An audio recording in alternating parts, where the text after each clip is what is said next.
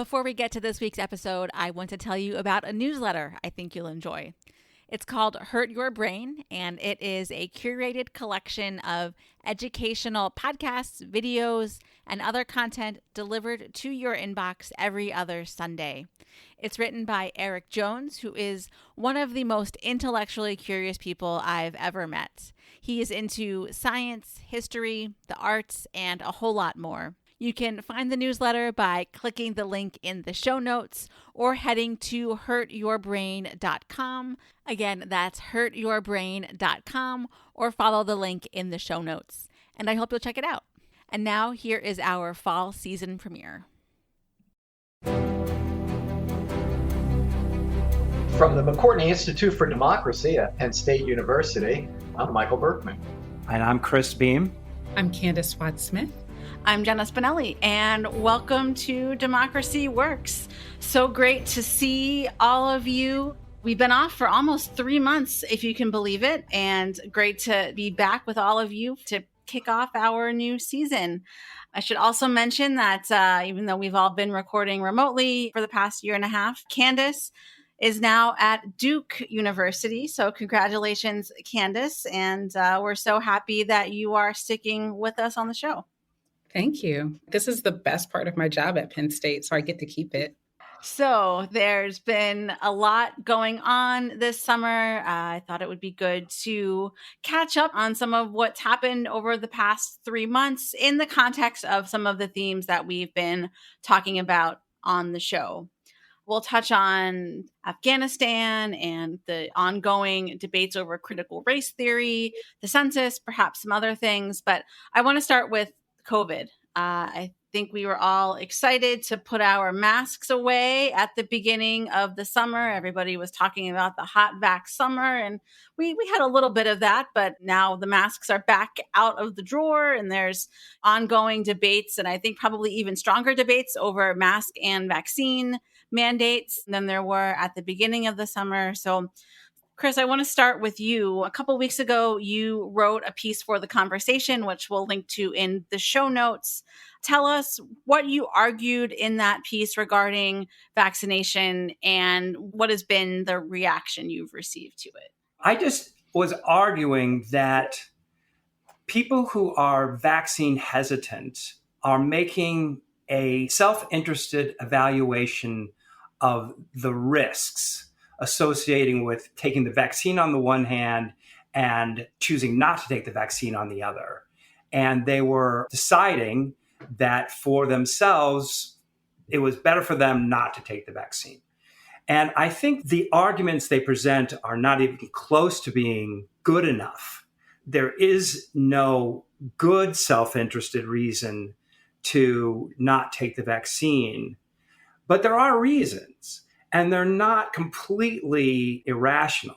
But my argument was that it is not sufficient in a democracy to make your decisions solely in terms of your own self-interest. That in a democracy, we have to concern ourselves with, evaluate the choices we make and their impact on other people.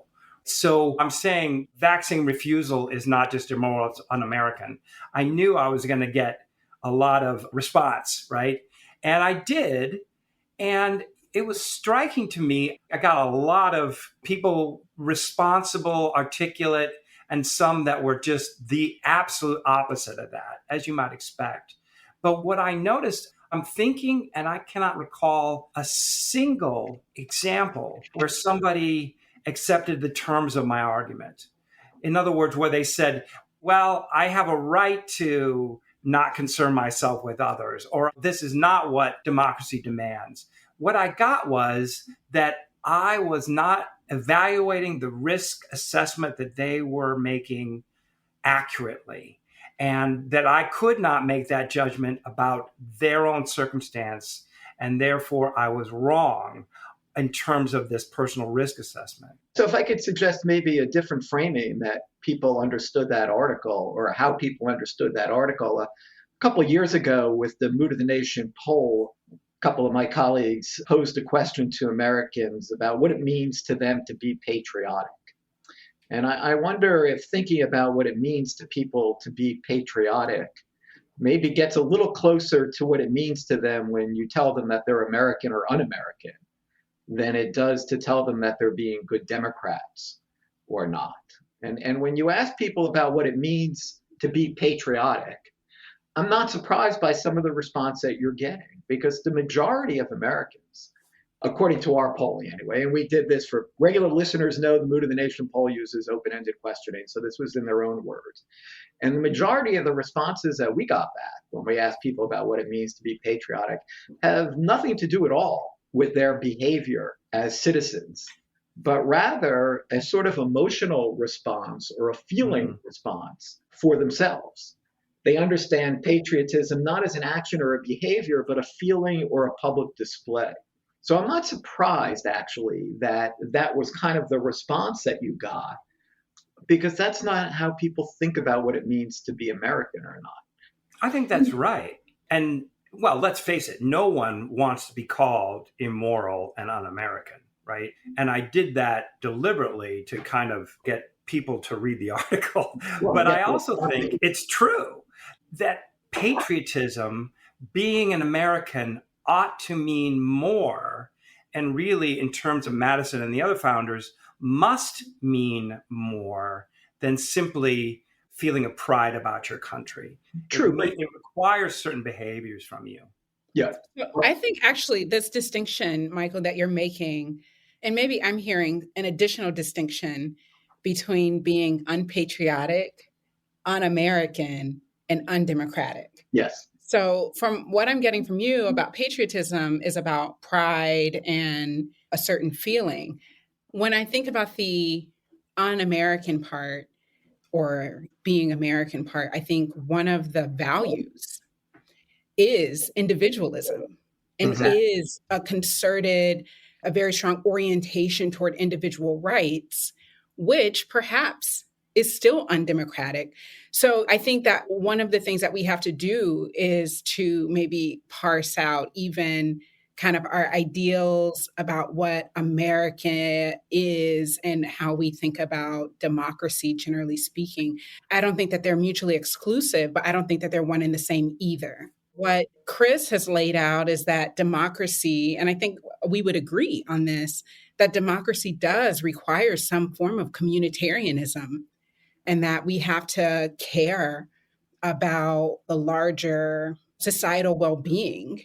But we're kind of moving away from that as Americans. Yeah, oh, absolutely. I mean, at another time, we asked people on the Mood of the Nation poll, what did democracy mean to them? Or what was it they most valued about democracy?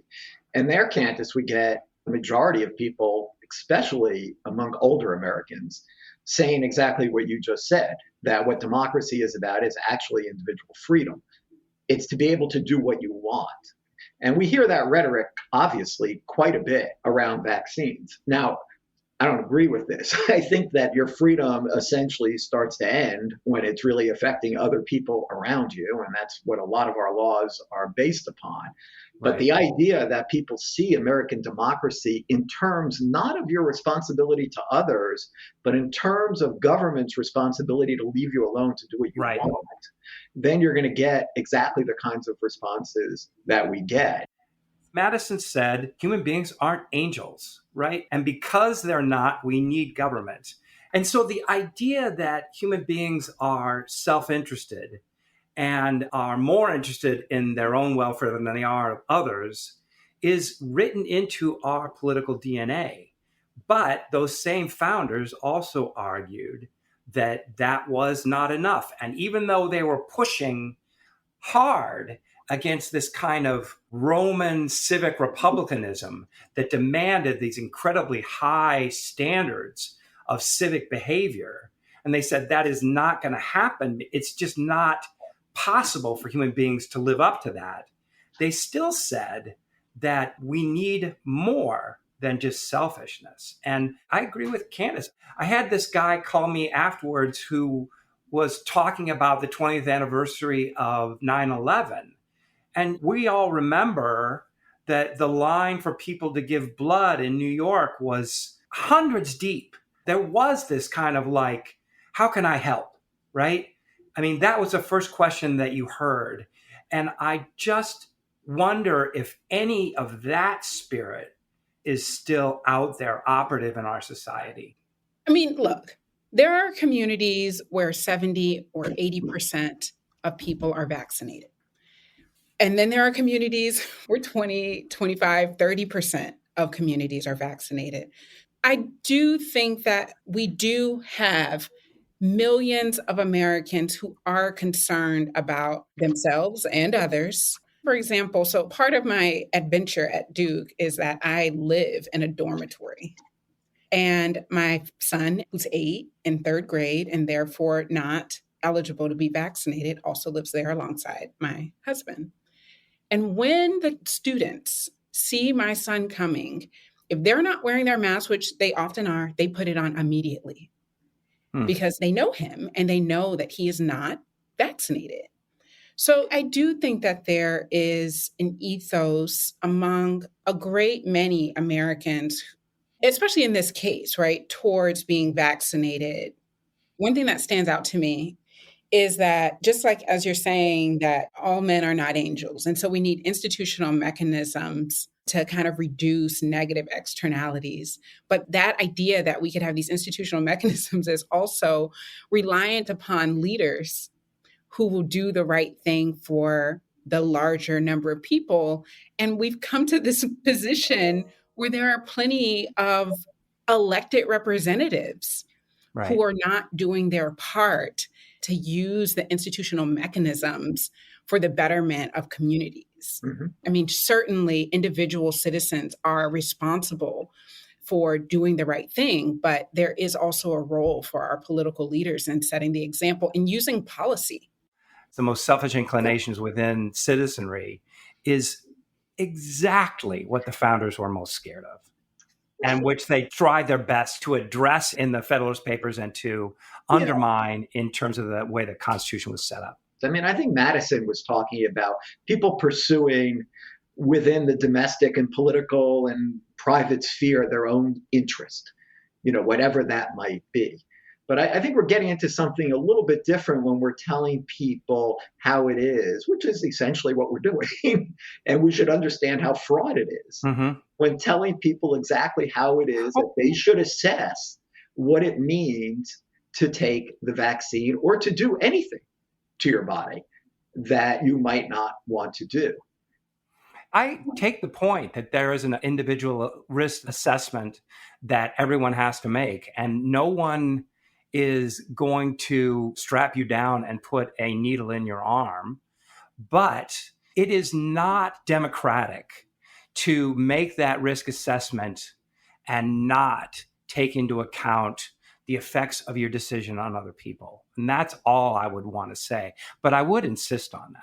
So some of these dynamics that we've been talking about, this conflict between individualism and the collective good, is also playing out across our school system, both in terms of mask mandates, which I think have many of the similar dynamics, but in this case, what people should or shouldn't do for their kids, with the exception, of course, that children under 12 are not yet eligible to be vaccinated. And it's putting a lot of school boards in a particularly tough spot. You read stories about fights breaking out, people ripping masks off of each other, all kinds of things. Michael, I know you have done a lot of research on school boards over the course of your career, not necessarily on this masking issue, but how have you been thinking about some of these things playing out in the context of what you know about these organizations and the people who tend to comprise them? The way I tend to think of it is who should decide what children learn. And school boards and schools are sort of the bastion of local control in the American democracy. They have long been seen as the setting where communities and parents get to decide what goes on in the schools. But there's always been a tension there between, first of all, the states stepping in and through standards and other kinds of things say, no, you really need to learn about this rather than that. And also where there is often a conflict between experts and others. Experts think that they have the authority to determine what should be taught in their subject areas. And in some areas, this isn't controversial, right? I mean, there aren't really fights in schools about whether algebra should come before calculus and where trig fits into the school curriculum. We just leave that to the math pedagogical experts, and they make those sorts of decisions. It gets a lot more fraught in some kinds of science classes if the question has to do with should evolution be taught in a real way? Should climate change be taught in a real way? Here are these conflicts about what the kids should learn and who should decide become more fraught. And maybe it's not the experts, maybe it's the communities. We know that in states that rely a lot on energy extraction, they're much less likely to teach about climate change. It's clearly a political element to what kids are being taught. I actually think that the masking issue and the critical race theory thing are friends insofar as they are both problems that do not exist. Mm-hmm. They are manufactured problems where the solutions are worse than whatever it is that they're trying to address.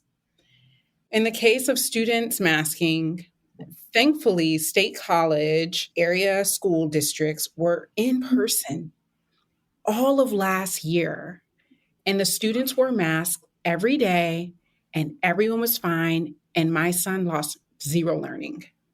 Students in North Carolina, where I live now, missed a year and a half of school, right? And now they're going back, and at least in our area in Durham, everyone is masked, but this is not a real problem. It's not an ethical problem. It's not a scientific problem. It's a made up problem by parents who want to, I don't know, flex whatever kind of power they might think that they have. It's similar to critical race theory. We don't even teach critical race theory in public schools. It's not a thing. And I guess maybe, Michael, if you have any insight on this, what's being attacked is culturally relevant and historically accurate teaching, right, which has been going on since the 90s, right? Why now? At a certain level, Candis, I completely agree with that. But I think where I was saying that I see the critical race theory question somewhat differently is if you move a little bit away from the content of it. And I completely agree that there's no problem here that's being solved. And I would take it even a step further. If you ask many of the people who are opposed to teaching critical race theory what it is, they can't possibly tell you. And when you do see them try to explain what it is, especially for those of us in the academy, we think, oh, well, that's just completely wrong. That's not what it is at all. It's just a political issue around race. And we've seen that for like ever. But the reason I see the race questions a little bit differently is that I see them in the context of ongoing discussions, debate, and conflict about who should decide what children learn. And in terms of school politics, that's always a central issue.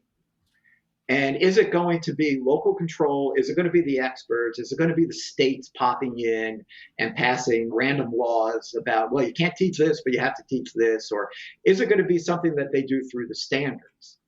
And once they also start doing it through the standards, it may seem like it's not all that important, but once it gets to Texas, and then it gets into all the textbooks across the country, it becomes kind of important.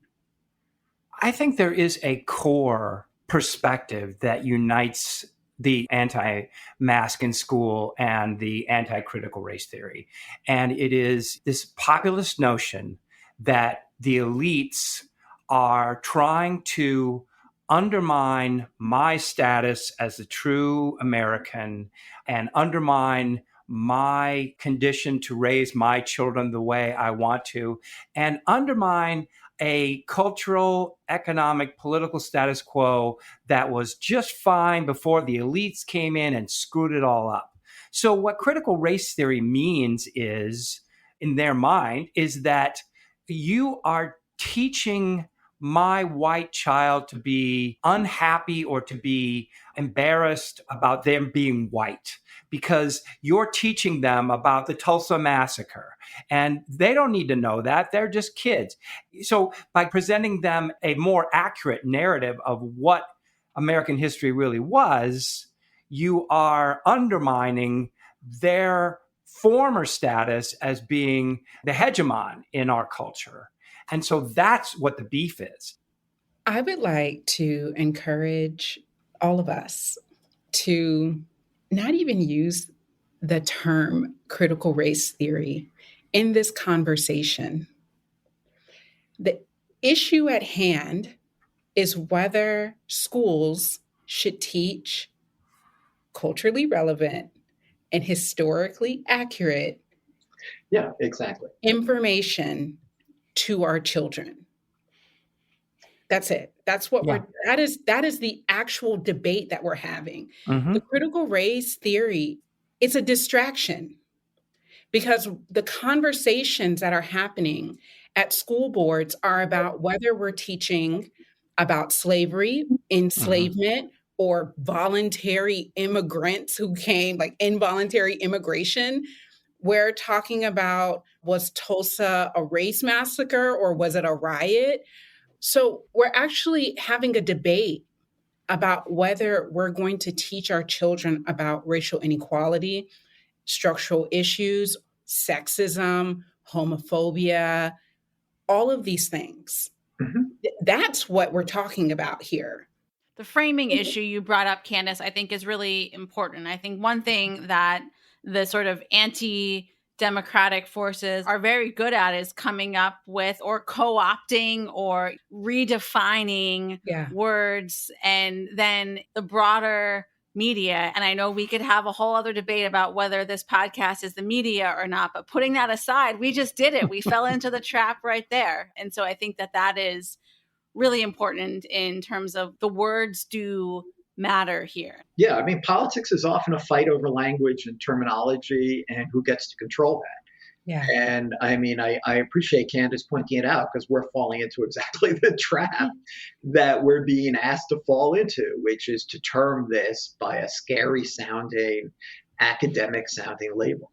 With the time we have left, I want to shift gears here and talk a little bit about Afghanistan, which especially over the past couple of weeks has been a big story in politics and in democracy.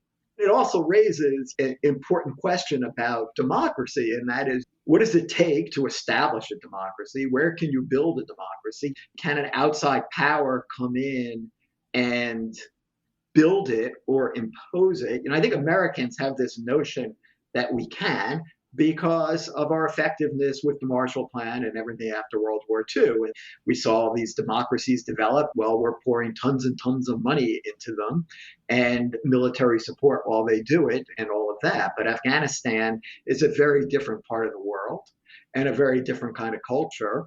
And it's very corrupt, which is very difficult for a democracy to establish itself in a highly corrupt kind of society. Well, it's very tribal. It's a very tribal country. None of us are really experts on this, on Right. Afghanistan and building democracies and that kind of thing. But it's not that easy to do, and we weren't able to do it. Isn't that what we're looking at? Yeah. I mean, I do think it's not the case that it's never worked, right? I mean, it worked in Japan, it worked in Korea, and it worked in Europe.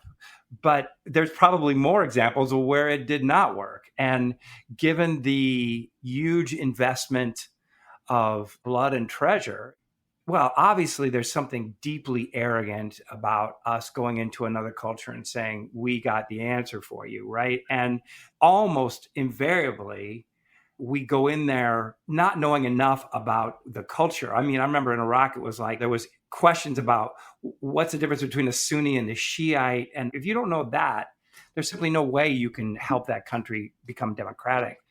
All I would say is there is evidence that it can work. And obviously, there's all kinds of political scientists and historians who are trying to parse out what are the critical features necessary to sustain a democracy or to grow a democracy.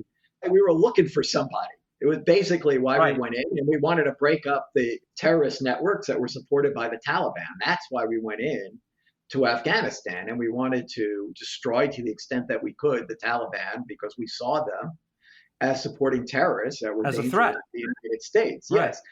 But now we talk about it in terms of having established a democracy because it kind of became that over time. I mean, we were sort of trying to do two things over time there, right? We were trying to build the Afghanistan military in order to be able to take on the Taliban so that we didn't have to do it. and tried to build some sort of a democratic government in Afghanistan, but that was never the Or goal. at least a stable one where we'd be less likely to have to deal with a terrorist base.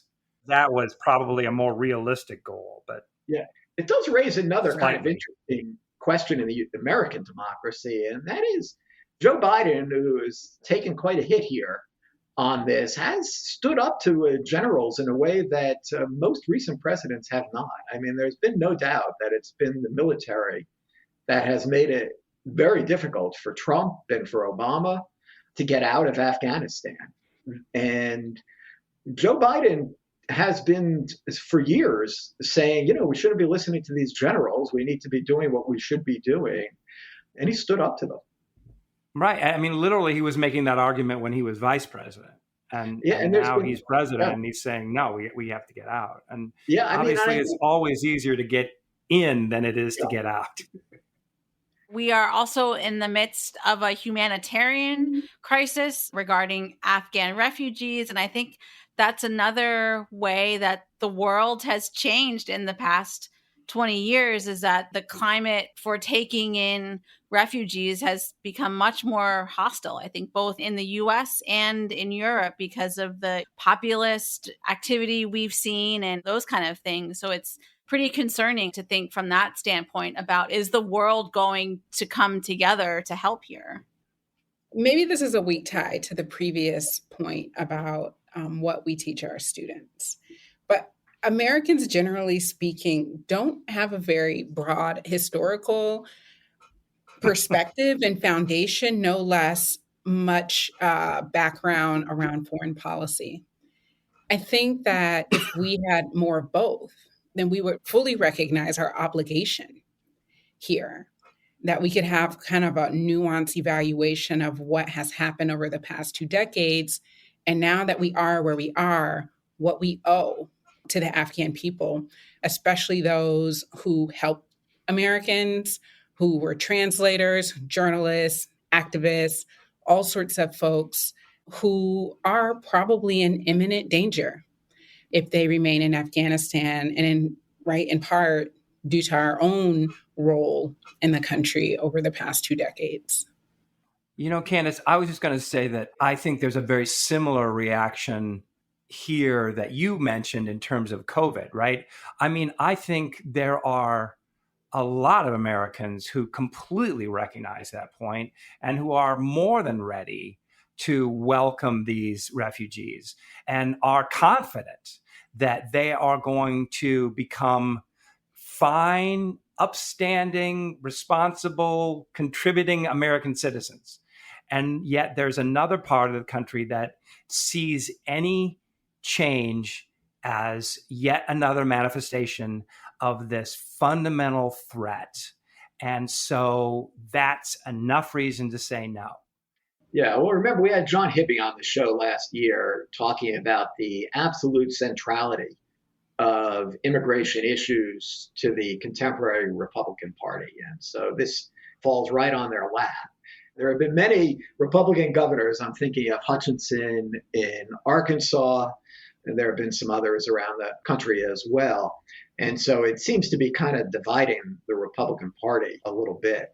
But it does fit right into that kind of framing. I mean, the centrality of anti-immigrant sentiment to especially the MAGA wing of the Republican Party.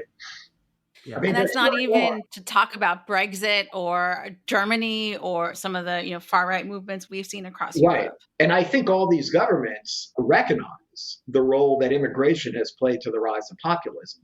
So they're kind of torn between what they understand as their responsibility to take in Afghanistan refugees, especially those that help the United States, but also educated women who are just facing potentially catastrophic circumstances in Afghanistan, but also recognizing that the waves of Syrian immigrants who really contributed to the rise of populism in their countries. All right. Well, we could keep talking about these things for probably a whole another hour, but we do need to wrap things up. If this discussion has been any indication, we will have no shortage of things to talk about for the rest of this season and beyond. So thank you, all of you. So great to be back at it again for another season. For Democracy Works, I'm Jenna Spinelli. I'm Michael Berkman. I'm Chris Beam. And I'm Candis Watt-Smith. Thanks for listening. Democracy Works is a collaboration between the McCourtney Institute for Democracy at Penn State and WPSU, Central Pennsylvania's NPR station. Andy Grant is our producer, and our editors are Jen Bortz, Chris Kugler, and Mark Stitzer. Editorial review by Emily Reddy. If you liked what you heard today, please consider leaving us a rating or review on Apple Podcasts. It helps other people find the show. Democracy Works is a proud member of the Democracy Group, a network of podcasts focused on democracy, civic engagement, and civil discourse. Learn more at democracygroup.org. Thanks for listening, and we'll see you next week.